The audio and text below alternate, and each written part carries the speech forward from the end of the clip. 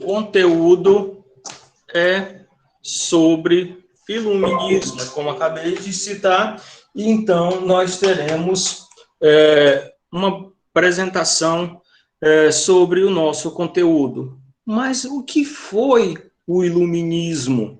Então vamos, a partir de agora, entender o que foi, qual foi o período, quem eram os seus representantes, quem eram os pensadores que idealizavam esse novo pensamento, essa nova conceituação dentro da história, isso na Europa, que posteriormente vai se difundir para o resto do mundo. Mas o iluminismo tem início na Europa especificamente.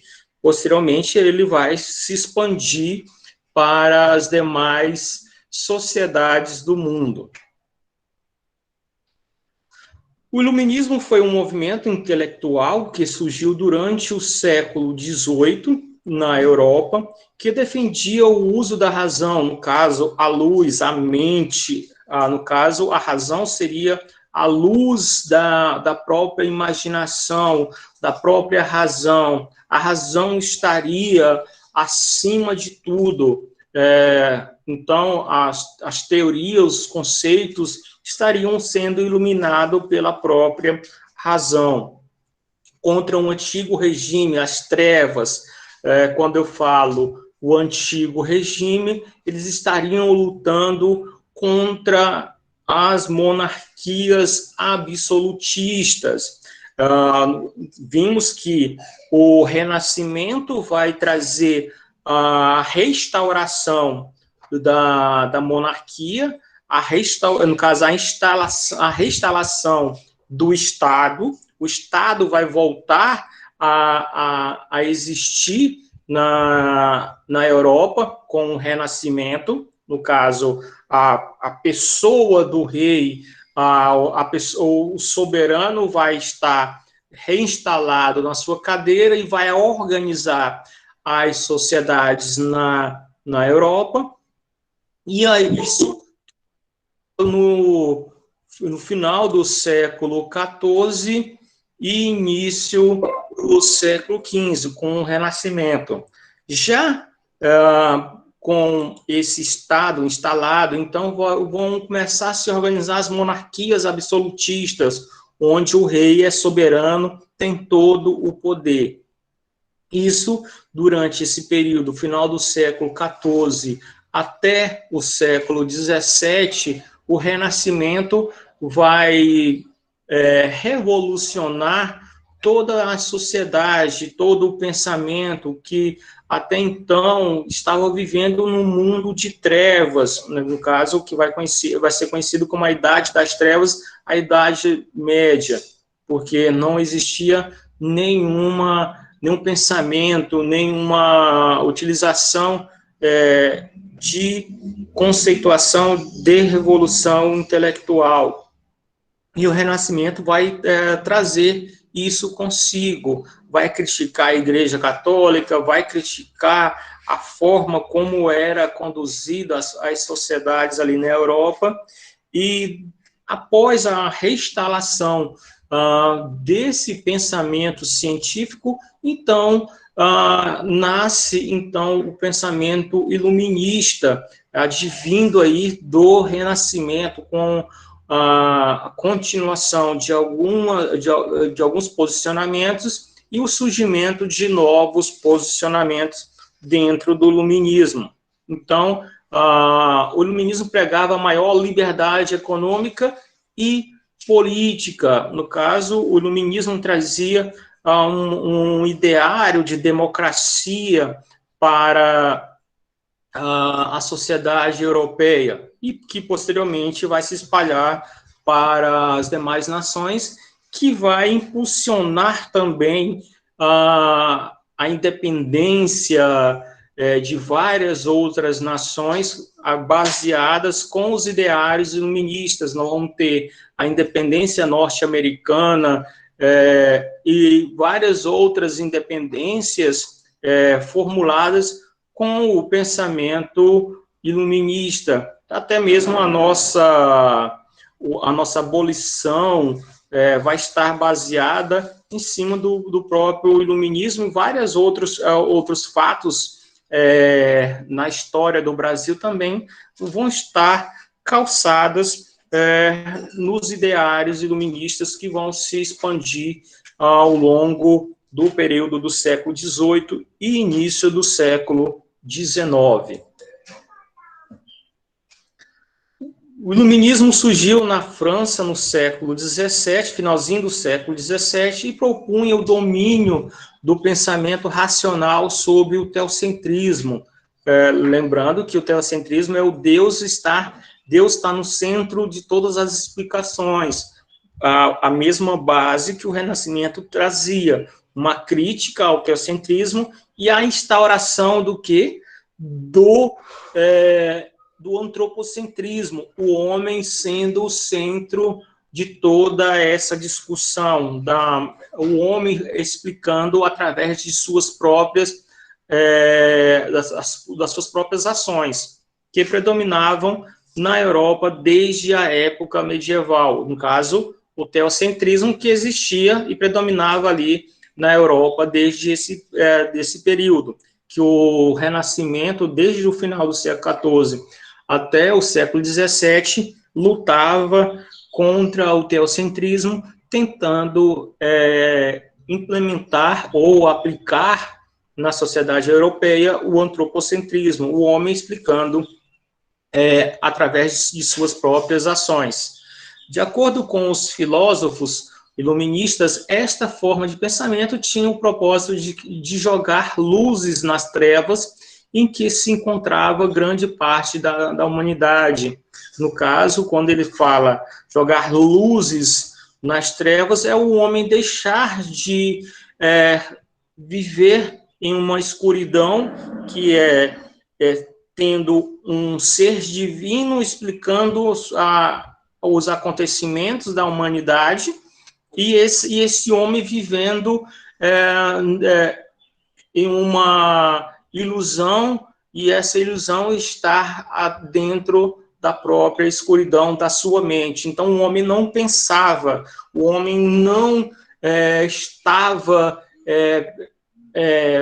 realizando o que ele deveria realizar, que era pensar e explicar através de suas próprias ações. Por isso que os filósofos iluministas que falam que estavam jogando as luzes nas trevas, no caso, na escuridão da mente do homem, para poder ele mesmo pensar de forma racional e, assim, pensar por si só e pensar de forma bem clara. Aqui tem algumas imagens aí. No caso, nós temos Descartes, dentro dessa primeira imagem aqui na parte inferior. Na parte superior eram os locais que esses filósofos se reuniam para discutir tais teorias advindas do Renascimento e até mesmo as novas teorias que eles imaginavam. Os iluministas defendiam a liberdade de pensamento e eram contrários aos dogmas religiosos, ao absolutismo. No caso, os iluministas, eles eram contrários às explicações, aos dogmas religiosos, no caso, os dogmas da Igreja Católica, no caso, as verdades absolutas que a Igreja Católica relatava durante toda a Idade Média até aí no século XVII, o que dominava. Então, os iluministas defendiam que o homem poderia pensar por si só, não precisava de uma instituição para pensar por esse homem e fazer as coisas por esse homem. O homem poderia conduzir sua própria vida, no caso, utilizar e implementar o livre-arbítrio. No caso, o homem tem esse livre-arbítrio, então, esses pensadores vão defender a aplicação desse livre-arbítrio, no caso da liberdade, que é tão pensada por Aristóteles, Platão, Sócrates. Eles vão pensar, idealizar esse conceito e esse pensamento para o homem lá ainda no século V antes de Cristo, e posteriormente com o Renascimento e o próprio Iluminismo vão ser tão defendidos, no caso, a liberdade de pensamento e a própria ação do homem. O pensamento científico era caracterizado como o mais importante entre as formas de pensar. No caso, esses iluministas, eles defendiam o cientificismo, no caso, a teorização, a utilização de teorias através de experimentos, somente através de experimentos que poderíamos ter uma teorização ou uma conceituação das coisas e do pensamento. Este movimento promoveu mudanças políticas, econômicas e sociais baseadas nos ideais de liberdade, igualdade e fraternidade, algo defendido dentro da Revolução Francesa e que vai ser difundido aí entre as demais nações. Até mesmo a nossa própria Constituição traz esse lema, a liberdade, a igualdade e a fraternidade entre o povo brasileiro. Se vocês tiverem curiosidade, vocês podem pesquisar aí, dentro da nossa Constituição, nós temos esse lema, e a nossa própria Constituição, ela é baseada, ela foi construída em cima do próprio código napoleônico e em cima de outros códigos. Então é por isso que ela traz esse ideário de liberdade, igualdade e fraternidade. Mas as mudanças políticas, econômicas e sociais que vão ocorrer dentro da sociedade europeia aí no século XVIII, final do século XVII e início do século XVIII, vão ser justamente por essas ideias iluministas que vão ser difundidas, de um pensamento político, no caso, um pensamento democrático, onde todos devem participar das suas escolhas, e entre outras situações que vamos ver posteriormente. O iluminismo tinha o apoio da burguesia, pois os pensadores e os burgueses tinham interesse comuns, até mesmo de alguns reis e rainhas. Quem os burgueses? São aqueles comerciantes que querem se ascender socialmente desde lá o final do século XIV, século XV, XVI e XVII. Os burgueses, eles querem ascensão social e querem os mesmos privilégios que os nobres tinham. Então, por isso que eles vão apoiar esses pensadores, e até mesmo, dependendo da situação, até mesmo financiar alguns movimentos, ou, no caso, algumas revoluções. Por que alguns reis e rainhas também têm o mesmo interesse iluminista? Porque eles querem, estão vendo que o futuro que esses iluministas estão trazendo é um futuro que eles querem pertencer, que, no caso, eles querem continuar no poder. Então, por isso que eles vão apoiar esses movimentos iluministas, ou, no caso, apoiar esses revolucionários. Os princípios do iluminismo. No caso, os princípios do iluminismo a universalidade, a individualidade e a autonomia. Professor, então, podemos dizer que dentro dos princípios do iluminismo, nós podemos, dentro do setor econômico, podemos dizer que vai se difundir, no caso, vai fixar-se dentro da economia o capitalismo? Sim. Como vimos aí no século XVII, com o João Calvino, na Reforma Protestante, ali na própria França e também na Suíça, onde ele vai começar o seu movimento, ele vai implementar algumas ideias capitalistas, que no caso a individualidade, a defesa da obtenção de lucro, entre outros ideários que o capitalismo traz, vão ser implementados dentro da religião, no caso, no calvinismo, que posteriormente vai se difundir pelas igrejas protestantes, que a utilização de lucro, a defesa da prosperidade entre esses indivíduos, que os próprios burgueses também vão defender e vão difundir por toda a Europa. Dentro dos ideários, aí, nos princípios iluministas, a universalidade visa a todos os seres humanos serem bandeiras nacionais ou étnicas. No caso, todos os indivíduos podem trafegar entre uma nação e outra sem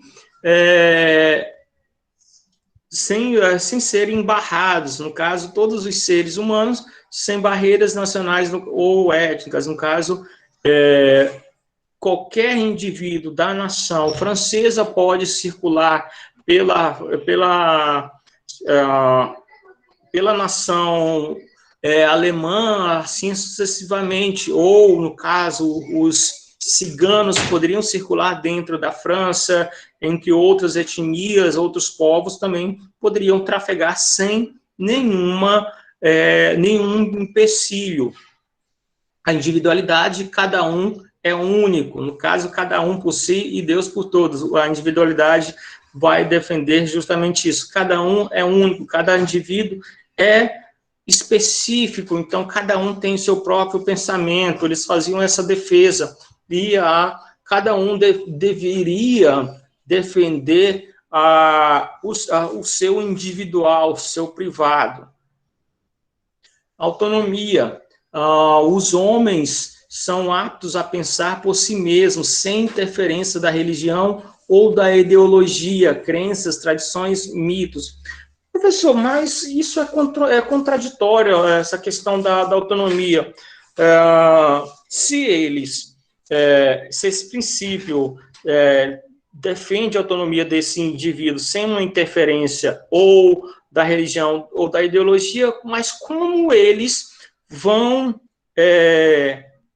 difundir o seu ideário, que no caso seria a sua ideologia, como que eles não iriam interferir no pensar do homem?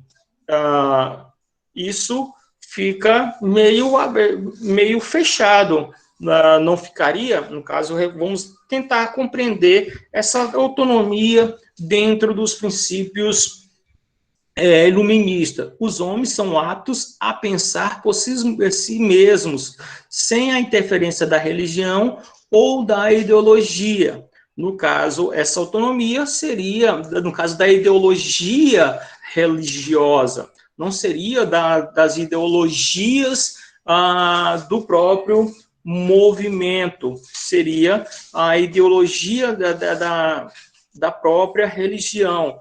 O homem poderia pensar em novas ideologias, pensar em novas ideias por si só, não pensar ou seguir as ideias, o que a religião propunha para esse homem ou para essa sociedade. O homem, como o próprio antropocentrismo coloca, que o homem é o centro de tudo, o homem pode pensar por si só e pode constituir um conceito através das suas próprias ações. É isso que a autonomia defende, sem uma interferência religiosa, uma ideologia religiosa, sem que a igreja coloque na cabeça do homem que ele deve seguir, no caso, aos dogmas, às verdades que a igreja propõe, no caso, as ideias que a igreja coloca como verdades absolutas. Então, por isso que a autonomia é colocada como um dos princípios do iluminismo, justamente por isso, que ela é baseada em cima do antropocentrismo, que o homem ele é o centro de tudo, ele pode explicar-se pelas suas próprias ações. Então, a autonomia ela faz essa defesa. O homem pode pensar por si só, sem uma interferência de uma religião ou de ideias dessa religião.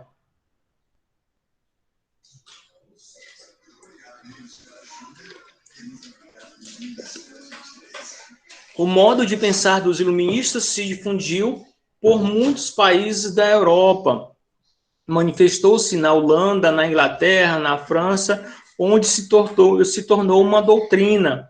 Os seus pensadores não propunham uma revolução, mas uma reforma. Isso, quando eu falo reforma, ela constituiria dentro da própria política e economia e dentro da própria intelectualidade.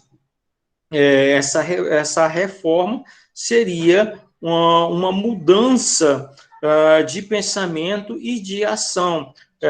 Como eu falei, o iluminismo vai nascer na Europa, posteriormente ele vai se difundir pelo mundo, porque como a Europa era o berço do mundo ocidental, todas as nações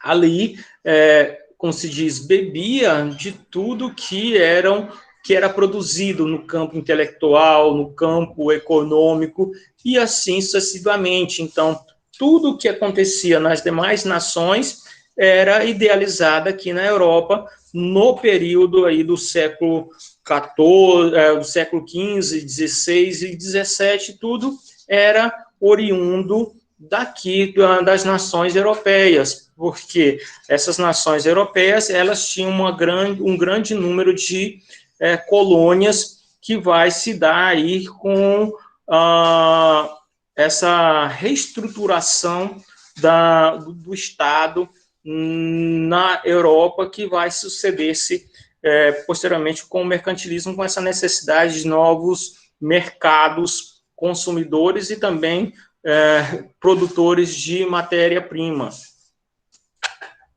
Aqui está uma dessas imagens onde esses iluministas, esses pensadores estavam se reunindo para fazer discussões sobre esses ideários.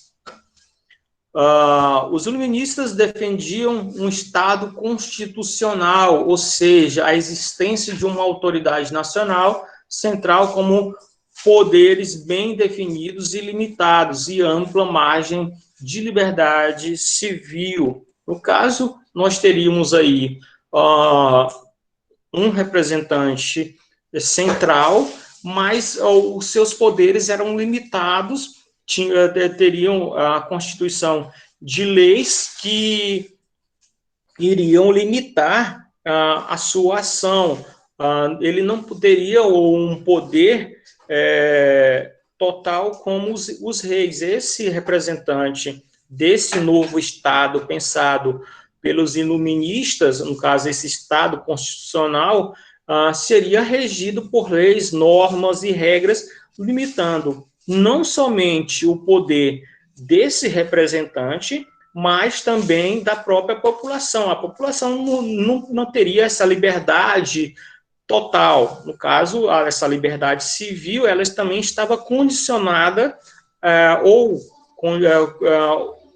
limitada também através dessas leis e normas estabelecidas dentro dessa Constituição, dentro desse livro de normas e leis. A mentalidade iluminista de John Locke, então, a partir de agora nós vamos ver alguns pensadores e como eles pensavam e como eles idealizavam as suas teorias, os seus conceitos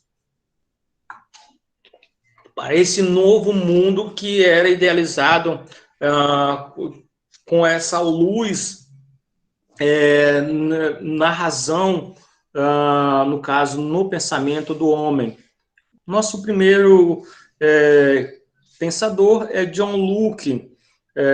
Ele acreditava que o homem adquiria conhecimento com o passar do tempo através do empirismo, observando a partir de si mesmo. Considerado como o pai do liberalismo político, ele também, sua obra, segundo o Tratado sobre o Governo Civil, afirmava que o governo monárquico era contrato entre o povo e o governo regido por uma Constituição. Como vimos anteriormente aí, no contratualismo, tanto John Locke, Rousseau, Thomas Hobbes, e entre outros contratualistas, mas esses são os principais, eles acreditam que existe um estado de natureza, mas cada um vai ter a sua concepção desse estado de natureza, eles vão ter uma visão singular sobre esse estado de natureza, e também eles vão concordar que esse estado de natureza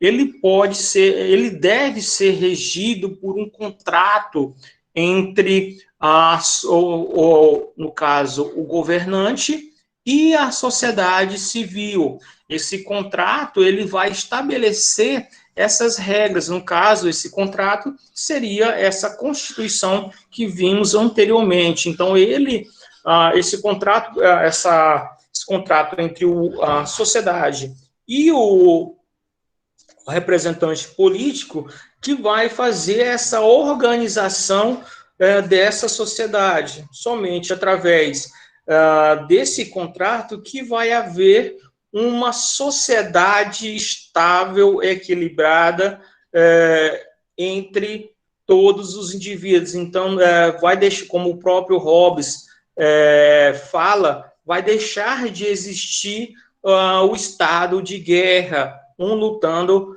pelo seu próprio interesse ou lutando pela a sua relação de poder, no caso, querendo o poder.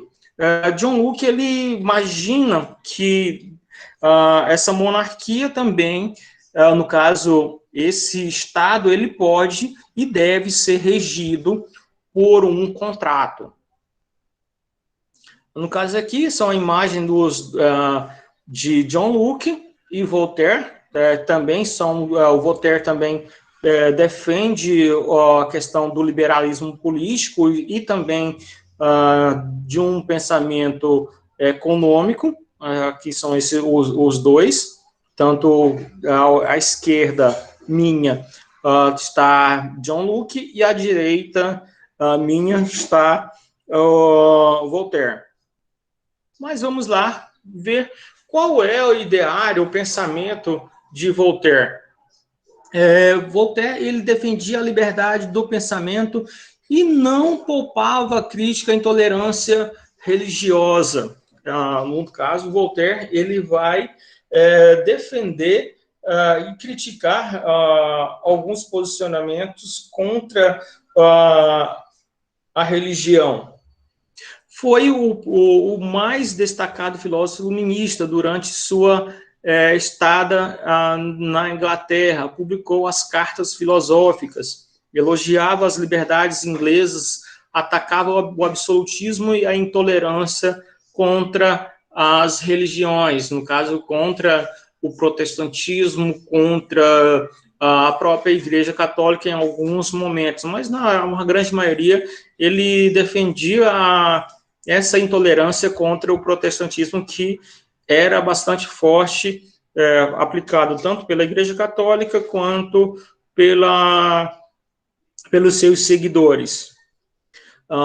Notabilizou-se por combater a ignorância, a superstição, o fanatismo religioso e por defender a razão, a tolerância e a monarquia constitucional. No caso, essa monarquia constitucional, ela vai ser o caminho, o primeiro passo para a democracia que nós conhecemos hoje, onde a população tem a participação na escolha do seu representante, ou deveria escolher um representante que lutasse pelos seus direitos, pelos seus interesses. A escrita e os livros eram as suas principais armas contra a ignorância. Escreveu cartas inglesas e o Tratado sobre a Tolerância. Seus discípulos se espalharam pela Europa, divulgando suas ideias. Voltaire, ao longo de sua vida, celebrizou-se por suas contundentes críticas às tradições e à religião, principalmente a religião católica.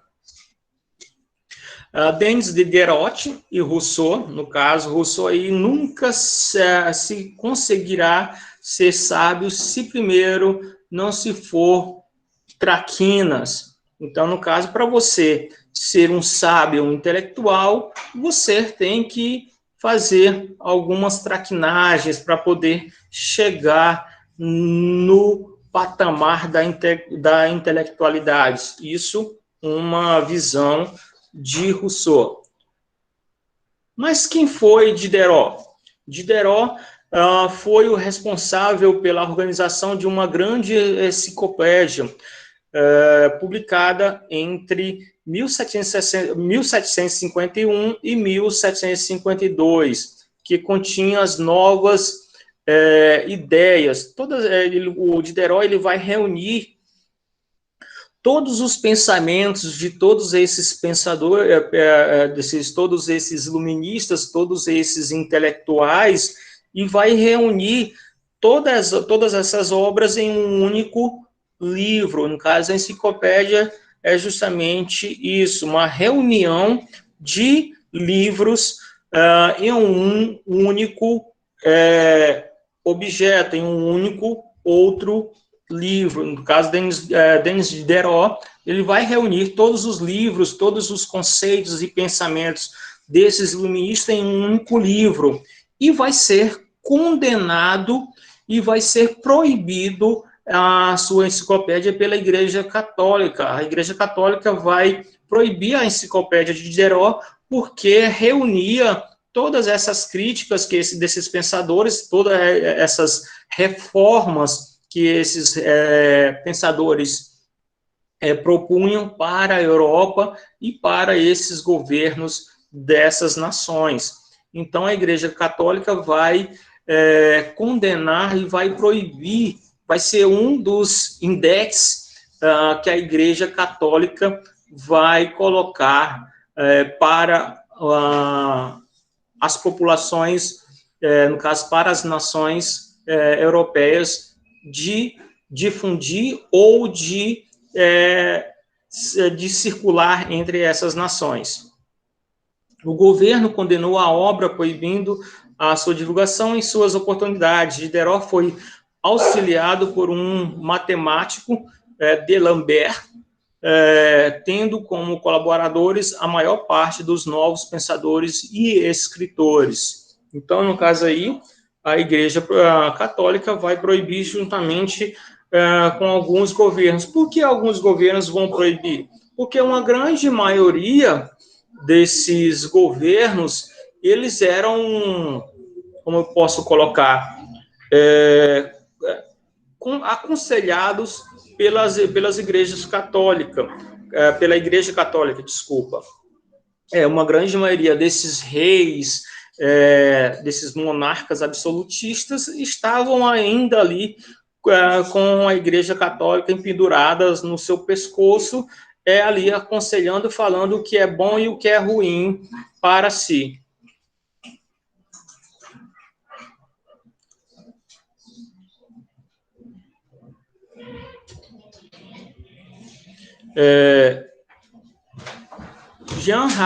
Jean-Jacques Rousseau, 1712 a 1778. ele defendia a ideia de um Estado democrático que garanta a igualdade para todos. No caso, Rousseau também ele vai ser um dos defensores aí do estado de natureza. Ele vai colocar dentro do seu pensamento essa questão também do contrato social, que a sociedade civil ela pode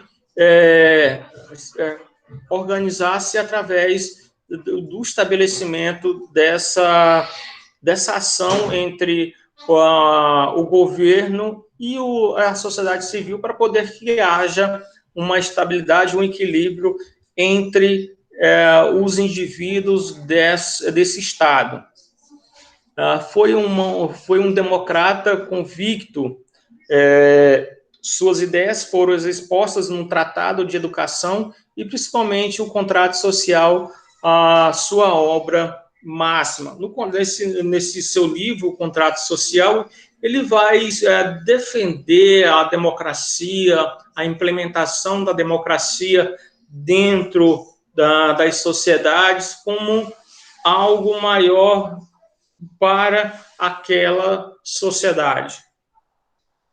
Rousseau ainda vai unir-se aos enciclopedistas, no caso, vai unir-se a Diderot, a D'Alembert, e vai procurar analisar as ações das igualdades sociais. Para ele, o ser humano é naturalmente bom, mas a sociedade o corrompe, gerando desigualdades sociais e escravidão e tirania.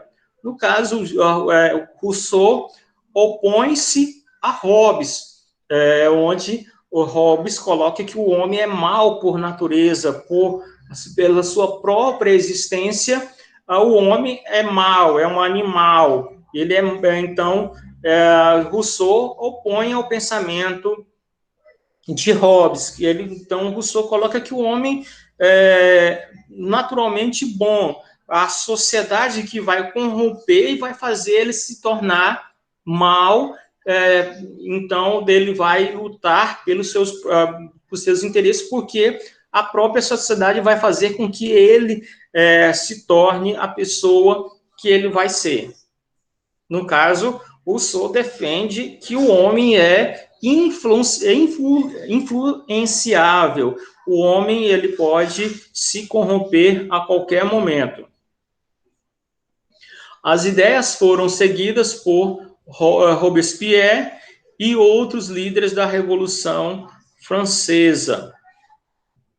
Que no caso aqui, dentro da Revolução Francesa, eles defendiam a República, a instalação da República. E o Robespierre ele vai até implementar a sua república, mas uma república autoritária e cheia de perseguição. Ele luta por uma liberdade, enquanto ele é um indivíduo apenas intelectual e político, mas no momento que ele chega ao poder, ele se torna esse tirano que ele combatia e criticava.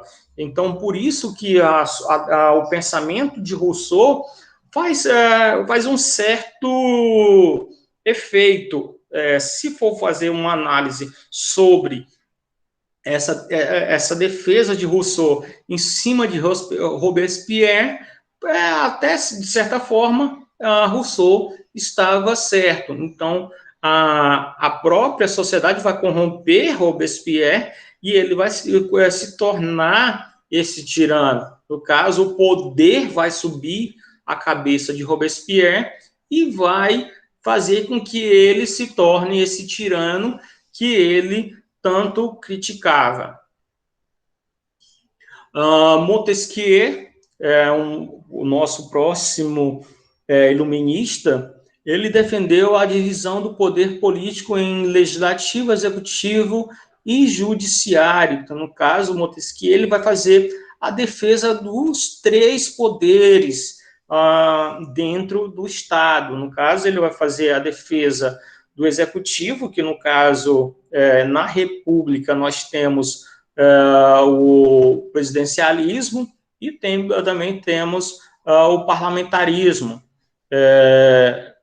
Então, ele vai vai defender a divisão dos três poderes, o executivo, o judiciário e o legislativo, mas ambos tendo sua independência, independência e autonomia, mas sendo que os três devem estar interligados, um trabalhando em prol do outro. Essa era a defesa de Montesquieu dentro dos três poderes, da divisão dos três poderes. Em 1721, publicou as Cartas Persas, nas quais satirizava os costumes e as instituições quaisquer que sejam, a religiosa, a política e assim sucessivamente. Montesquieu, em 1748, publicou sua grande obra, O Espírito das Leis, dedicada ao estudo de diversas formas de governo. Dava grande destaque à monarquia inglesa, preconizando a separação dos poderes executivo, legislativo e judiciário, única forma capaz de garantir a liberdade. Montesquieu, que é a imagem do nosso camarada, ele foi um dos mais brilhantes filósofos do século XVIII e passou em revista as diferentes formas de governo em sua obra Espíritos das Leis. Ele vai analisar toda a sociedade, vai analisar toda essa concepção de uma democracia, de uma ação, de uma aplicabilidade desses três poderes em uma sociedade onde todos os indivíduos constituem ou têm constituído a sua liberdade, não somente de pensamento, mas a sua liberdade de ir e vir e de participar das suas escolhas.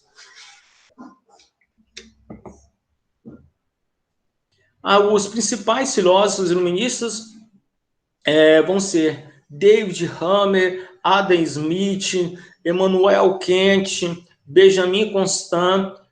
Esses vão ser os principais iluministas.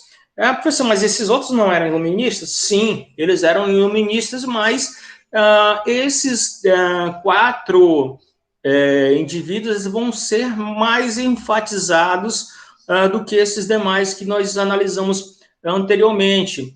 Por que os anteriores não vão receber um trato como iluministas? Sim, eles vão ser iluministas, mas eles vão estar dentro de uma parte desses iluministas que vão fazer a defesa do contrato social e a defesa do estado de natureza, onde dentro desse contrato social haja um equilíbrio dentro da sociedade.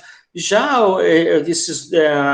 esses quatro iluministas, eles vão ser mais categóricos e eles vão estar mais na linha de frente, eles vão estar lutando, não vão estar apenas no campo ideológico, eles vão estar nas ruas participando também dessas reformas, lutando por essas reformas. Os demais filósofos eles vão estar apenas ali no campo intelectual, pensando, escrevendo, eles não vão colocar as suas caras para bater e para lutar com essas reformas.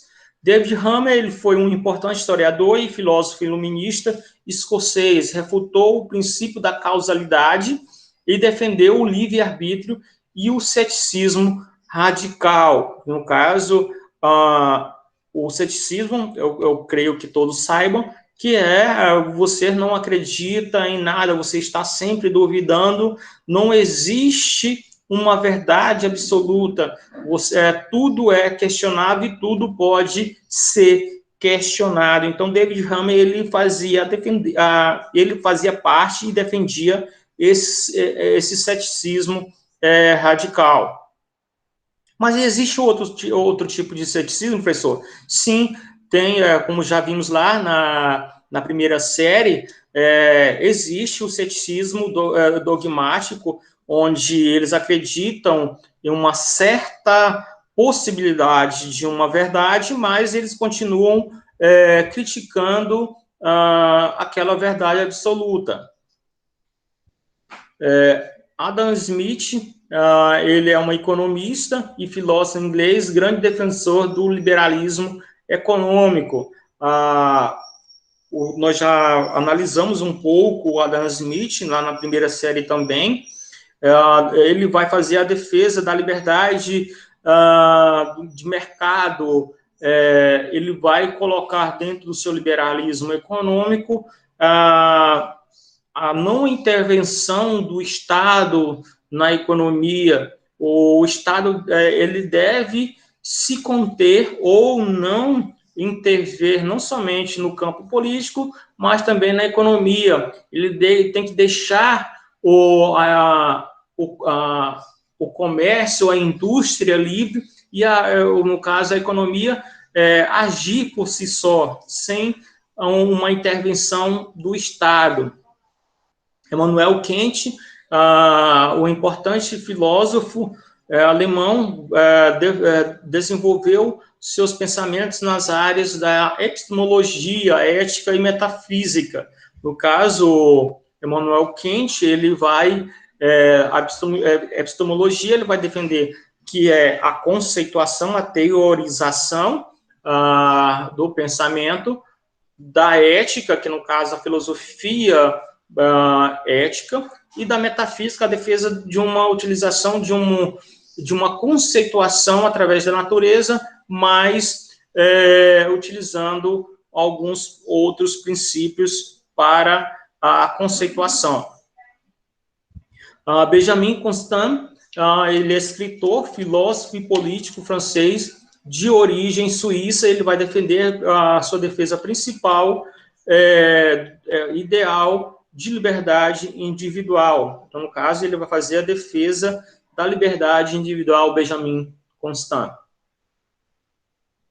No caso, a enciclopédia coordenada por D'Alembert e Diderot, nós já vimos essa parte, com base nas ideias iluministas, filósofos pretendiam, através do saber, criar o cidadão esclarecido. No caso, somente a educação ou conhecimento pode abrir a mente, ou, no caso, iluminar a mente da população, e essa população se revoltar ou pensar de uma nova forma a sociedade. Empreendeu uma crítica das concepções científicas, intelectuais, políticas e sociais vigentes na Europa. Economistas liberais, os pensadores do século XVIII, pregavam o fim da intervenção do Estado na vida particular dos indivíduos e na vida pública. Promoveram a crítica ao mercantilismo, propondo o fim da intervenção do Estado na economia. No caso, foi o que eu acabei de citar lá, que é o pensamento do liberalismo econômico de Adam Smith. Os economistas liberais ainda eram os pensadores iluministas que se ocuparam com as questões econômicas que deram origem às duas grandes correntes de pensamento, a fisiocracia e o liberalismo. Mas o que é a fisiocracia? Os fisiocratas, eles acreditavam que as atividades econômicas naturais, como a agricultura, a mineração e o extrativismo, eram mais importantes para a prosperidade do país do que o comércio. As demais atividades econômicas, a manufatura e o comércio, seriam mera coincidência da riqueza produzida das atividades agrícolas. Os pensadores fisiocratas eram François Quesnay, Turgot, o Mirabeau, Dupont de Moreas, Vicente de Gournay, o autor da célebre frase: deixe fazer, deixe passar, o mundo vai por si mesmo. Gournay, é a mais famosa frase do liberalismo econômico, é a expressão que designa o ideário fisiocrata contra a política intervencionista do mercantilismo. O liberalismo de Adam Smith é considerado o pai da moderna teoria econômica. Adam Smith afirmava que o trabalho era a verdadeira fonte de riqueza. Acreditava, no caso, o trabalho, no caso, ele vai fazer a defesa da meritocracia. No caso, o indivíduo deve receber o que, de acordo com o que ele faz ou deixa de fazer.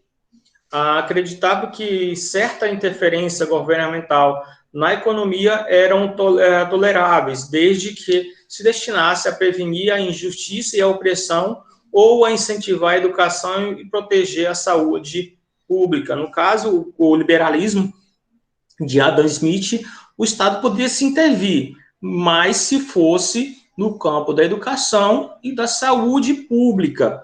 Já na economia, o Estado não poderia fazer intervenção nenhuma e não deveria se preocupar com a economia. Deveria deixar a economia acontecer por si só. Isso, o pensamento de Adam Smith. John Stuart Mill, Thomas More, também vão ser outros pensadores liberais, como Adam Smith. No caso, o Stuart Mill, economista e filósofo, defendia a limitação do crescimento populacional e a criação de cooperativas, entre outras medidas para minorar os efeitos das contradições do capitalismo. Esse sistema condenava as classes trabalhadoras a uma existência miserável. Thomas Malthus ficou conhecido pela teoria da qual o crescimento da população segue uma progressão geométrica e tende sempre a superar a superprodução de alimentos que obedece uma progressão aritmética. Por isso, defendia o controle da natalidade. No caso, Malthus vai ser o seu maior pensamento vai ser essa defesa da natalidade. E, no caso, o Stuart Mill ele vai fazer a defesa das divisões de classes e cada um sendo classificada dentro dessa divisão. O despotismo esclarecido, uma forma de Estado absolutista que dominou certos países atrasados da Europa no século XVIII. Caracterizou-se por utilizar os ensinamentos e propostos pelas teorias iluministas, mas sem abrir mão do absolutismo na prática política. O despotismo esclarecido, os países ligados ao despotismo apresentavam problemas estruturais. Suas economias baseavam-se nos princípios mercantilistas, tinham sociedades pouco diversificadas, sem capital, sem pessoal técnico e com uma burguesia emergente. No caso, um dos grandes defensores desse despotismo esclarecido é Theo Hobbes, entre outros. Hobbes ele vai ser contrário ao despotismo esclarecido, ele vai fazer a defesa de uma monarquia absolutista. No caso aqui, dentro desse despotista esclarecidos, nós vamos ter John Locke, vamos ter o próprio Voltaire e entre outros iluministas. A crise do antigo regime, no caso, os países, reis e as medidas que vão ser tomadas dentro dessa crise do antigo regime, no caso das monarquias absolutistas. Nós vamos ter aí alguns exemplos do que vai ocorrer em alguns países, como a Áustria, a Rússia, a Prússia, Portugal e Espanha, o que vai acontecer com cada um. Então, assim, vamos aqui finalizando a nossa aula sobre o iluminismo.